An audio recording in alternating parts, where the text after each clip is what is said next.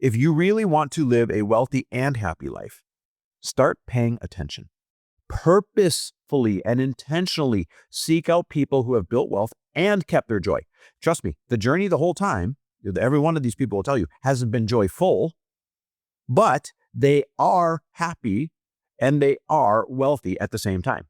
Get in rooms with those people. Let that become the evidence that your brain files away, because your brain's going to find evidence for whatever story you want to tell it.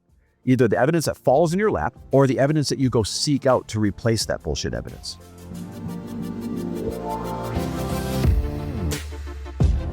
Welcome, everybody, to the Chris Harder Show, where we are making you unapologetic about your pursuit of success, knowing that when good people like you make good money, they can then do great things. My name is Chris Harder, and several times per week, I will bring you epic guests, solo episodes, and every single tool, trick, and skill set you need to grow your business, grow your money mindset, and to grow your wealth to levels that you have never reached before. I've ended up in a unique place in life where I've got the experience, the connections, and all of the secrets that it takes to be successful. And I'm lifting the curtain to reveal it all to you in an effort to help put you in a position of abundance so great that you can then be as generous as possible. So let's lock arms and let's get started.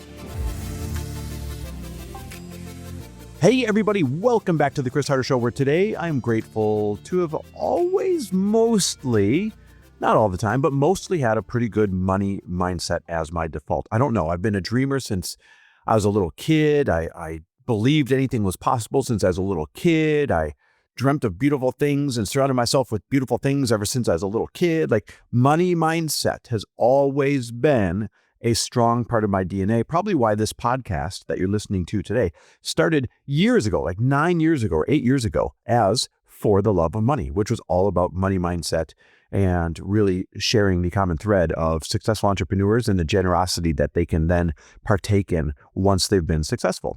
Now, many years later, it obviously turned into the Chris Harder Show, so I could take the lid off and talk about a lot more things. But nonetheless, we're kind of going old school today, and we're talking about money mindset. And we're doing it because of something that happened at the gym yesterday. It was one of those moments where I was standing there watching this event, watching this conversation unfold in real time. And I was thinking, God, I have got to talk about this again. Like these type of stories need to be told so that people can get out of their own way when it comes to money mindset and believe things that empower them to be as successful as they want to be. So here's kind of what happened. I was at the gym yesterday, minding my own business, doing my workout. And there are these two guys nearby just totally having one of those loud, obnoxious conversations, really probably 10 feet apart. I don't know why they had to be so far apart. And it was one of those loud, obnoxious conversations where they're going back, forth, back, forth, back, forth, and everybody can hear them. It's the kind of conversation that was like impossible to tune out, even if you wanted to. One guy is in his mid-50s, the other guy, mid-30s. And the older guy in his mid-50s is totally on a soapbox, like telling the younger guy with absolute authority, like with absolute certainty, that chasing money is a trap and chasing money is going to make you miserable. And I mean, he's like preaching for the whole gym to hear at this point. He's saying every single rich person that he knows is miserable. Let me repeat that. He said, every single rich person I know is miserable. And they went on talking about he used to be so successful, and now he has very little, but he's the happiest he's ever been. And by the way, just for the record, I don't dispute that. I bet he is. I bet he believes this as he's sharing this, not only to this guy, but for the whole gym to hear. Because I can tell he's saying it in a way that he's saying it with like a lot of conviction. And the younger guy, the guy in his mid-30s, he's nodding along and he's verbally agreeing with every single word, like reinforcing it, like building on it, like, yeah, you're right, and blah, blah, blah, and like adding his own little bit of limited life experience to it. And I'm standing there watching this younger man's money mindset that was already obviously not in a great place get absolutely cemented in with fear with every statement that this older guy makes. And I just thought to myself, like, I want to address this on the show again, because what I just witnessed in the gym, this conversation, this happens all the time. It's a belief system being installed by people that have one limited paradigm, forcing it down the throats of other people who still have an open paradigm and are very impressionable. And this causes damage if you don't know who you're learning from and why you're listening to them. So here's the first thing that I want you to catch in this whole story. This is really important. Listen for the words. Everyone, always, never, every single, like these definitive words that the older guy was saying. Whenever people use such definitive, sweeping words, everyone, always, never, every single, that's already a red flag. For example, he was saying, every rich person I know is miserable. Really? Every single one? So let's kind of just pause right there. Every single one that you know is miserable? This is a sweeping, definitive, absolute statement. And the moment somebody speaks in absolutes about something as nuanced as wealth and happiness, which do not have to be connected, by the way, he's connecting them here, you need to pump the brakes mentally. And this goes for everything, guys. Relationship advice, politics, money advice, you name it. Anyone that speaks in absolutes, stay away. It's a red flag. Doesn't mean they don't mean well. It just means that they are operating from a very limited, maybe less educated paradigm if you speak in absolutes. So think about what he actually said. He said, every rich person he knows is miserable. So what's that sample size, Bob? 10 people? 15 people? Like, do you know 20 rich people? And they're all miserable out of literally millions and millions of wealthy people walking this planet. That's like saying every restaurant I've ever been to in my neighborhood has had bad service. Every single one of them. And living in New York where there's, 500 restaurants within 3 blocks. So therefore, all restaurants everywhere must have bad service. It doesn't hold up. Like, that's not how it works. It's just his limited paradigm infecting somebody else's impressionable paradigm. And here's the danger of sweeping statements.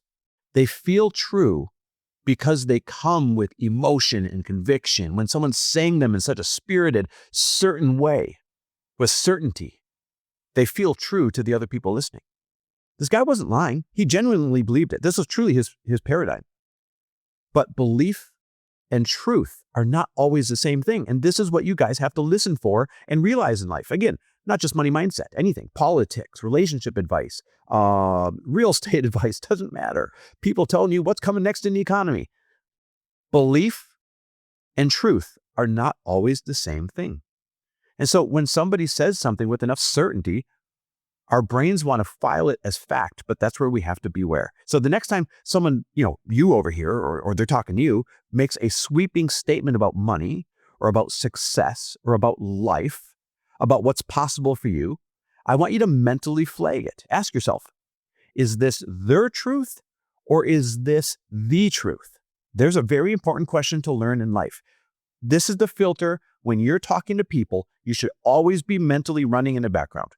Is this their truth or is this the truth? Because these are two very different things in most cases. Like, what I tell you as my truth isn't the truth of the world. It's just from my limited 48 years on the planet.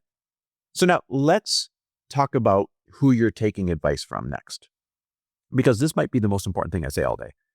The older guy in this story is not a bad person. Matter of fact, I've seen him around the gym a lot. He's a jovial, nice guy that kind of talks to everybody. I want to be really clear. He's not a bad person. He's not trying to be malicious. He's not trying to hurt anyone. He genuinely believes he's dropping wisdom on this younger guy. And honestly, part of what he was saying isn't even wrong. There is a version of chasing wealth that costs you your happiness. I've actually made that mistake before. Lori has made that mistake before. It's almost a bit of a rite of passage, but it is not a permanent thing. It doesn't mean the two things are attached forever. So there is a version of what he's saying that is real, and great that he's sharing it as a cautionary tale if that's what he was doing. But here's the problem. He's speaking and preaching from a place of personal experience, personal pain, and personal perspective. And I don't care how worldly any of us are, our perspective is still very, very, very limited compared to the grand stage of the world, right? And he was delivering it as like universal truth. And he's doing it to someone who hasn't fully built their own evidence yet. And that can be harmful. Think about it this way. Would you take fitness advice from somebody who tried working out for a year, got injured, quit, and now tells everyone exercising is dangerous? Oh my gosh, I literally know people like this, by the way. That's why I give the example.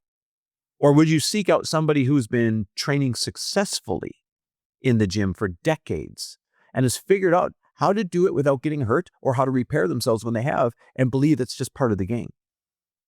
I would choose the latter. You want advice from people who have what you want and who have what you are aspiring towards and are happy. You don't want just one or the other. Seek out the people who have all of that. This is why your inner circle and your mentors and your coaches and the masterminds you join and the voices that you let in your head, they all matter massively. Because you are constantly, whether you know it or not, building your belief system based on the stories that you hear. Feed it the wrong stories and you're going to make some pretty shitty decisions that are rooted in fear. You know what I mean? So this leads to the third point. And this one's a bit of a challenge. Go gather your own evidence.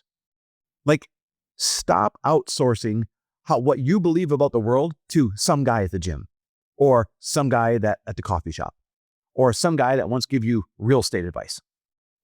Don't outsource it to a freaking podcast, even mine.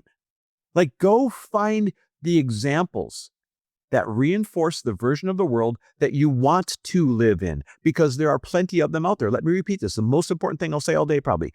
Go find the evidence and go find the examples that reinforce the version of the world that you believe that you want to live in, because it is possible and they're out there. Because here's what I know to be true. And I've seen it firsthand across hundreds of entrepreneurs and investors and high achievers, heck, thousands of them.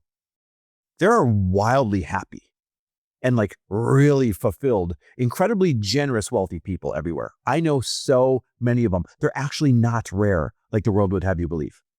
They're just not the loudest voices in the room. Or when people tell stories about them, they're just not the most click-worthy, juicy stories that reinforce this misery loves company type of narrative. It's the loud, shitty stories that go viral. But the real happy, deeply fulfilled people, my richest friends, they're not loud on social media and you don't hear stories about them, but boy, are they rich and boy, are they happy. The miserable rich person, hey, it's a great story. It's dramatic. It confirms bias of a lot of people already want to believe because, if rich is bad, then that must explain why I'm not rich yet, right? So that one gets told over and over, but it's not truth. The joyful, abundant, grateful rich person, that story doesn't get told as often because it doesn't fit the narrative that wealth corrupts or that wealth is terrible. But I promise you, they exist in abundance. So here's your homework. Like, if you really want to live a wealthy and happy life, start paying attention. Purposefully and intentionally seek out people who have built wealth and kept their joy. Trust me, the journey the whole time, every one of these people will tell you, hasn't been joyful, but they are happy and they are wealthy at the same time. You're not guaranteed an enjoyable journey the whole way. There's going to be bumps and bruises and problems along the line. And that brings unhappy moments, but it doesn't mean that they're unhappy people. It's like, go read their books, go listen to their podcasts, go listen to their interviews, get in rooms with those people, seek them out first, find out who they are, and then go surround yourself with them. Let that become the evidence that your brain files away, because your brain's going to find evidence for whatever story you want to tell it. Either the evidence that falls in your lap, like this bullshit guy at the gym, or the evidence that you go seek out to replace that bullshit evidence. Now, to kind of come to a point here, to kind of land this plane, if you will, I want you to really hear this. The older guy at the gym is not entirely wrong. There is wisdom in what he said, but more as a cautionary tale. Chasing money at the expense of everything else, your health, your relationships, your peace, that will lead to misery. I've seen it. I've accidentally maybe gone down that road a couple of times, but self-corrected. And I've watched it happen with a lot of people. But, and this is a big but, he's drawing the wrong conclusion from it. He's saying wealth causes misery. What he should be saying is unintentional, reckless wealth building at any cost leads to misery. But these are fundamentally different things, guys. Like, here's the truth. Wealth and happiness are not mutually exclusive. They are not on opposite ends of a scale where the more you have of one means the less you have of another. It's just not how it's set up. You do not have to choose, but you do have to be intentional. You do not have to choose, but you do have to be intentional. You're either inviting both into your life or you're not. If you want to invite just one or the other, go ahead. Your problem, not mine. I choose to invite both into my life. You're either conscious of what you're building and how you're building it while you're on your way up there, or you're not. You're just letting things happen to you. And of course, you're going to be miserable then. The people who end up rich and happy, they decided early and often that both were non-negotiable. Like, I want to be rich and happy, not just rich at the expense of my happiness. They built wealth in a way that aligned with their values. They kept their relationships intact. They protected their relationships. They protected their friendships. They protected their health. They stayed connected to purpose. These are all choices, guys. You can do this, by the way. And that's what's available to you. Don't let the loud guy at the gym or the coffee shop or on social media convince you otherwise. So listen, let's end with this. Watch out for sweeping, definitive statements. These are usually people that mean well, or maybe sometimes don't mean well, but are showing signs of not having a full education around what they're talking about. The moment someone says everyone or always or every single when it comes to your potential, slow down and put a big red flag on it. Number 2, be incredibly selective about who you let shape your money mindset. Make sure the people you're learning from have both the wealth and the fulfillment. And number 3, go out there and purposely seek your own evidence. Seek out the proof that the life you want is actually possible, because it is. I promise you that. Listen, I know this for a fact. If you purposely go seek out the evidence that supports the world you want to live in, and then you end up successful as a result, let's dust off the old saying. That's when good people who make good money can then do great things. Thanks for listening, guys. Love and appreciate you. And by the way, go get on the waiting list for our Mentor Collective Mastermind. We talk a lot about money mindset and a lot of dispelling bullshit myths. If you live in a neighborhood or have a circle of friends that doesn't support a healthy mindset, that's one of the million things we talk about in there, but one of the most important things we talk about in there. It's a way to shift your money mindset by being around these other people and having us bust some of those bullshit stories. Go check it out. It's a waiting list only, meaning you can't enroll right now, but the further you are up in the waiting list, the sooner you'll get in. Go to chrisharder.me/mentor. Dead serious. Right now, go check it out. Put yourself on a waiting list. That is chrisharder.me/mentor. Check it out. See you in there. Thanks for listening. And if you loved this episode and know of someone else who is as successful as they are generous, please pass them on to me. It would mean the world to me if you help me get this cause and this message out to as many listeners as I can. So please, if you liked what you heard, it goes a long way if you take 30 seconds and leave me a 5-star review and share this with your friends. I'll be forever grateful. And until the next episode, cheers to your success.